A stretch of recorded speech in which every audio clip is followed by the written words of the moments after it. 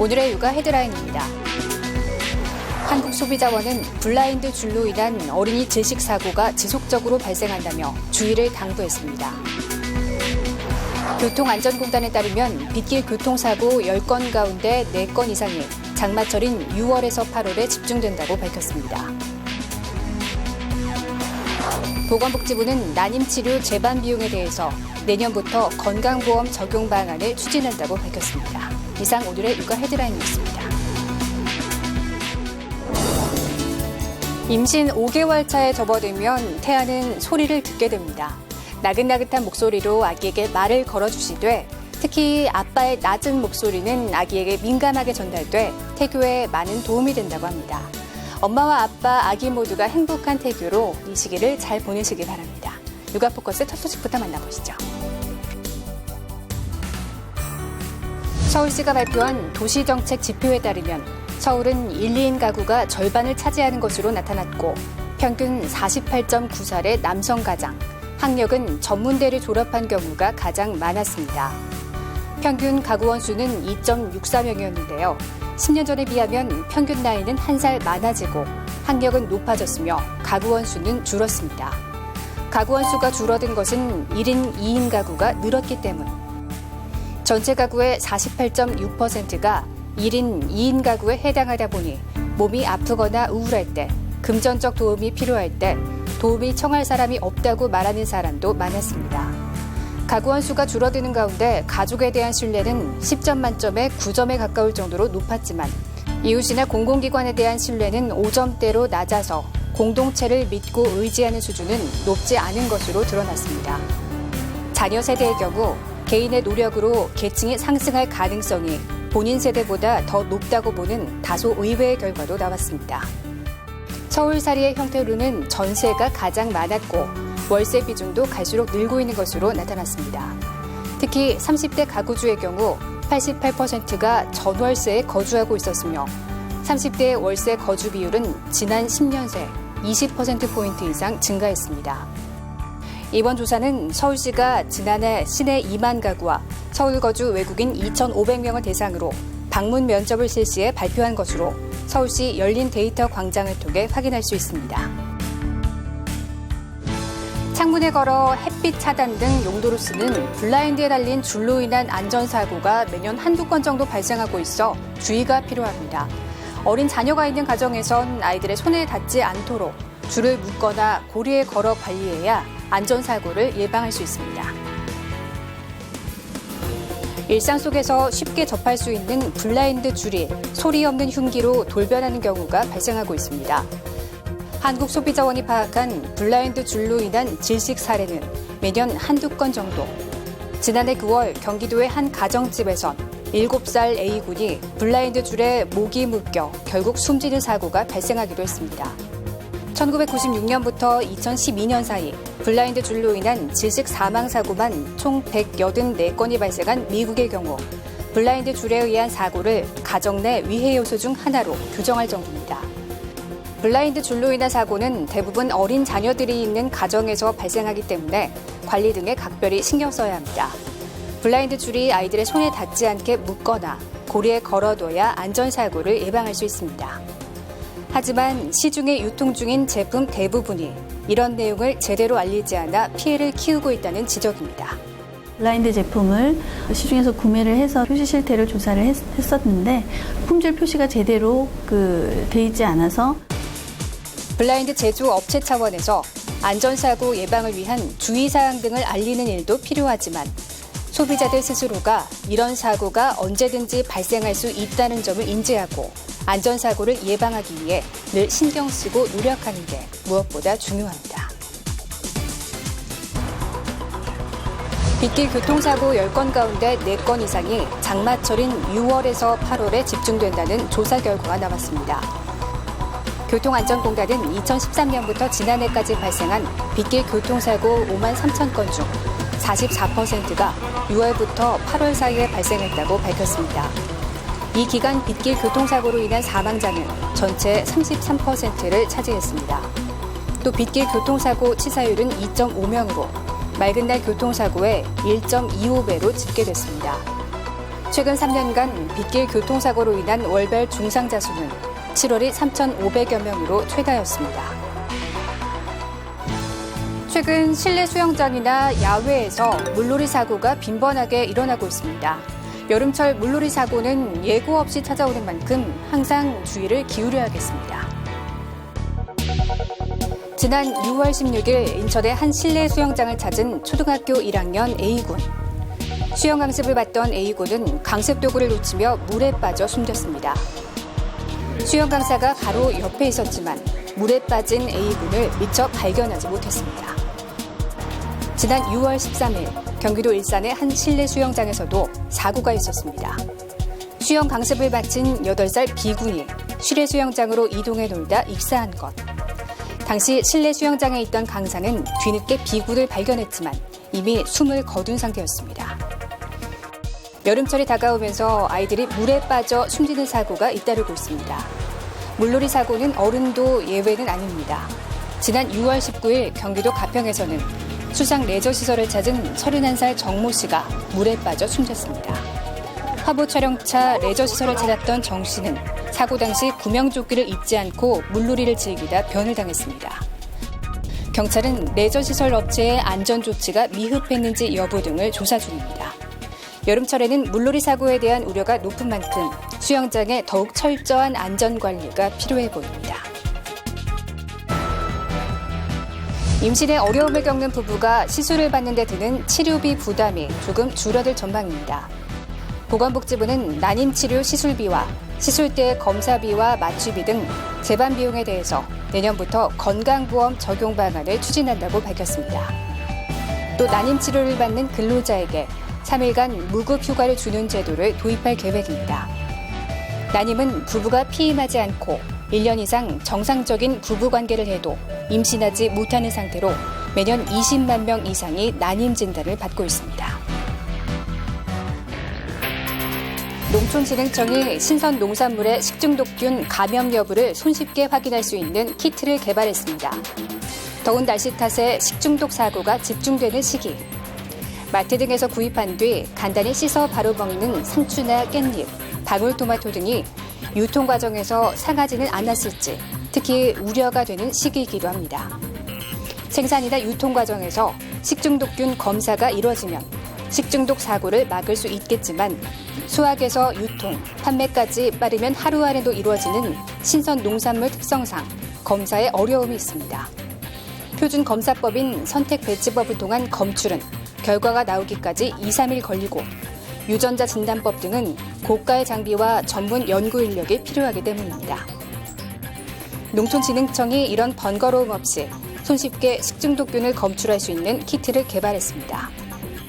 검출 봉투에 담긴 농산물에 식염수를 부은 뒤 흔들어 나온 액체를 키트에 넣고 돌리기만 하면 1시간 안에 살모넬라나 황색 포도상 구균 등 5종의 식중독균 검출 여부를 알 수 있습니다.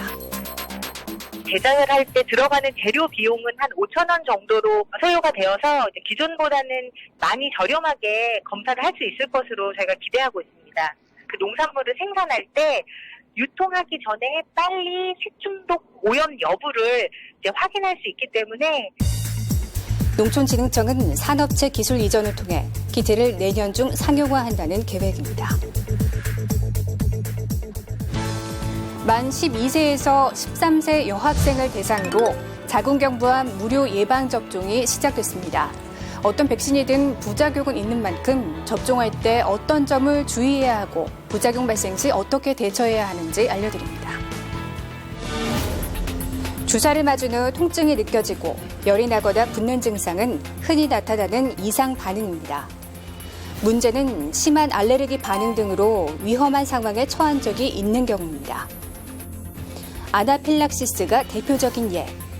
주사를 맞은 후 온몸에 발생하는 두드러기, 알레르기 반응인데 심할 경우 호흡곤란, 실신과 같은 응급 상황까지 발생합니다. 과거 주사를 맞은 후 심한 두드러기 반응이 있었다면 의료진에게 반드시 이 사실을 알려야 합니다. 심한 알레르기 반응은 또 발생할 수 있기 때문입니다. 접종 후에도 대비가 필요합니다. 주사를 맞고 30분 정도 의료기관에 머무르면서 알레르기와 같은 이상 반응이 나타나는지 여부를 확인하는 겁니다. 가볍게는 주사 부위의 통증이라든지 발적 또는 부종 정도의 그 미미한 그런 그 부작용이 나타날 수도 있고요. 심한 경우에는 정말 어떤 그 쇼크나 이런 게 올 수도 있겠지만은 그게 경부암 백신이라고 해서 무조건 더 높아지고 그런 건 아니기 때문에 크게 걱정은 안 하셔도 될 것 같습니다. 비가 후 이상 반응이 나타나면 바로 응급실을 방문하고 의료진에게 예방접종 사실을 말해야 합니다. 지난 6월 25일 국회의원 회관에서 전국 어린이 동화구연대회와 어르신 동화구연대회가 성황리에 개최됐습니다. 소파 방정환 선생님의 뜻을 받들어 색동어머니 동화구연가회가 주최한 이번 대회에는 조정현 색동어머니 동화구연가회 회장, 김순례 국회의원, 자사 조혜진 이사장을 비롯한 사회 각계 인사가 참석해 자리를 비웠습니다. 동화 속에는 내재되어 있는 많은 좋은 이야기들이 많이 있어서 아이들이 속으로 스며드는, 내면화되는 그런 시적인 감성과 또 풍부한 상상력과 여러 가지 꿈을 키울 수 있는 좋은 내용을 동화를 함으로써 아이들이 스스로 자기들을 성장시킬 수 있는 좋은 기회라고 생각하고 동화구연대회를 개최하게 되었습니다. 조정현 회장은 인사말에서 본 대회를 통해 따뜻한 세상, 행복한 세상, 꿈이 있는 세상을 만드는 계기가 되길 바란다고 말했습니다. 김순례 국회의원은 축사를 통해 세대 간의 소통과 정서적 공감을 이룰 수 있는 장에 함께해서 기쁘다고 전하며 대회에 참석한 모든 분들의 건승을 기원한다고 전했습니다. 저희 육아방송이 협찬한 이번 대회에는 102명이 참가해 그동안 갈고 닦아온 기량을 마음껏 뽐냈습니다. 색동회는 소파 방정환 선생님이 설립한 어린이 문화단체로 동화구연대회는 1976년부터 시작한 대한민국 어머니 동화구연대회가 시초가 됐습니다. 지난 6월 24일 서울 중구에 위치한 중앙우체국에서 저출산 극복 사회연대 전국 네트워크 출범식이 성황리에 개최됐습니다. 저출산 극복을 위한 범국민적 참여와 협력 분위기 조성을 위해 마련된 이번 출범식에는 정진혁 보건복지부 장관, 양승조 국회의원, 김대일 저출산 고령사회위원회 민간간사위원, 손승미 인구협회장을 비롯한 사회 각계 인사와 시도 저출산 극복 네트워크 관계자 등 약 300명이 참석해 자리를 빛냈습니다. 정진혁 장관은 인사말을 통해 이번 전국 네트워크는 전국적 저출산 운동이 3년 만에 복원된 것이라며 지역의 모든 구성원이 참여할 수 있는 개방, 소통, 협력의 플랫폼으로 운영될 수 있게 협력하고 지원하겠다고 밝혔습니다. 양승조 국회의원은 인구 위기 극복의 골든타임을 놓치지 않기 위해 온 국민이 한마음 한뜻으로 노력해야 한다고 밝히며 관계자들의 노고에 감사를 표한다고 전했습니다. 이후에는 새로운 가족 문화의 취지와 의미를 설명하는 샌드아트 동영상을 시청하고 관련 퍼포먼스가 이어졌습니다. 정진혁 장관과 17개 시도 대표 등이 참가해 가족 문화 개선, 나부터 다 함께라는 메시지를 전달하며 새로운 가족 문화의 확산을 선포했습니다.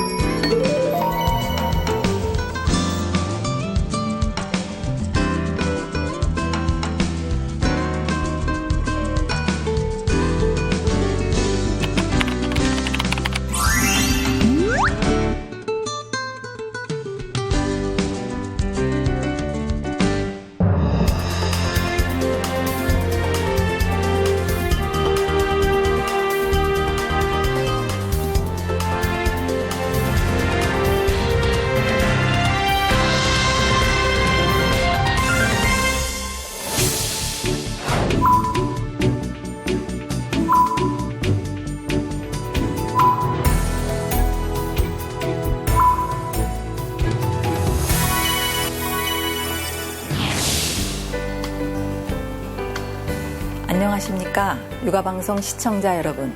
저는 어린이집 안전공제회 사무총장 백은자입니다.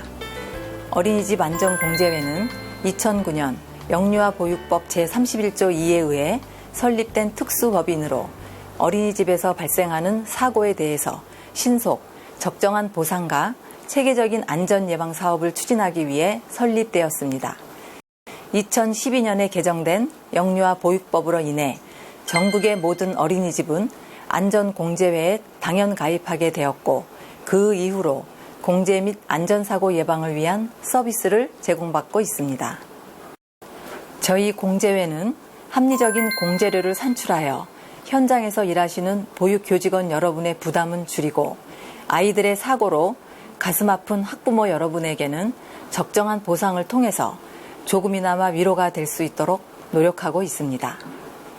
어린이집 사건 사고에 대한 보상뿐만 아니라 전국의 영유아와 보육교직원을 대상으로 안전교육을 실시하고 어린이집의 상태를 점검하며 컨설팅하는 사업을 통해 어린이집 내 안전사고를 최대한 예방할 수 있도록 지원하고 있습니다.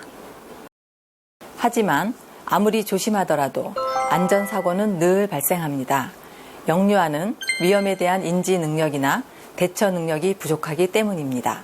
어린이집과 가정 내에서 보육교직원과 학부모 여러분이 영유아의 발달 상태에 따른 안전사고 유형을 인지하고 자주 발생하는 사고 예방을 위해 반복적인 안전교육을 실시하는 것이 매우 중요합니다. 공제회에 2015년 접수된 사고 통계를 살펴보면 아이들이 넘어지고 부딪히는 사고가 전체 사고의 약 64.1%를 차지합니다. 이러한 사고는 반복적인 안전교육만으로 예방하기에는 한계가 있습니다. 그렇기 때문에 아이들의 활동 공간을 연령별로 적합하고 안전하게 조성하는 것이 매우 중요합니다. 한 아이를 키우려면 온 마을이 필요하다라는 말처럼 우리 아이들이 안전하고 행복하기 위해서는 어느 일부만 노력해야 할 것이 아니라 모두가 함께 해야 할 일입니다. 어린이집의 보육교직원 여러분과 가정 내 학부모 모두가 많은 정보를 공유해서 아이에게 안전에 대한 체험과 반복을 통해 올바른 안전의식을 키워주어야 할 것입니다. 학부모 여러분께서는 어린이집의 보육교직원을 향해 마음 따뜻한 격려와 응원을 보내주시고 보육교직원 여러분께서는 내 아이처럼 사랑하고 아끼는 마음으로 아이들을 보살펴 주시기 바랍니다. 저희 공제회 역시 아이들은 더 안전하게, 어린이집과 학부모는 더 안심되게 여러분의 디딤돌이 되어드리겠습니다. 감사합니다.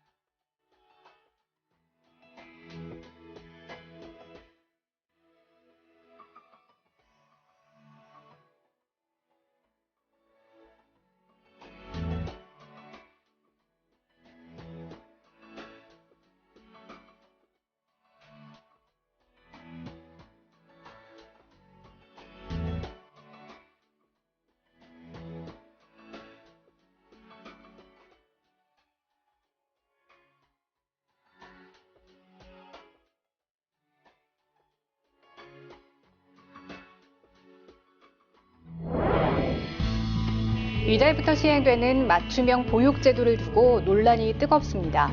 당장 아이를 맡겨야 하는 부모, 특히 맞춤반을 이용해야 하는 전업주부 가정의 경우 기존의 혜택이 줄어들면서 보육 부담이 늘어나게 되는데요. 저출산 극복을 위해 내놓는 정부의 대책이라고 보기에는 다소 미흡합니다. 현장의 목소리를 제대로 반영해 아이 낳고 기르기 편한 세상을 이끌어 주시길 간절히 바랍니다. 육아포커스 마칩니다. 시청해주신 여러분 고맙습니다.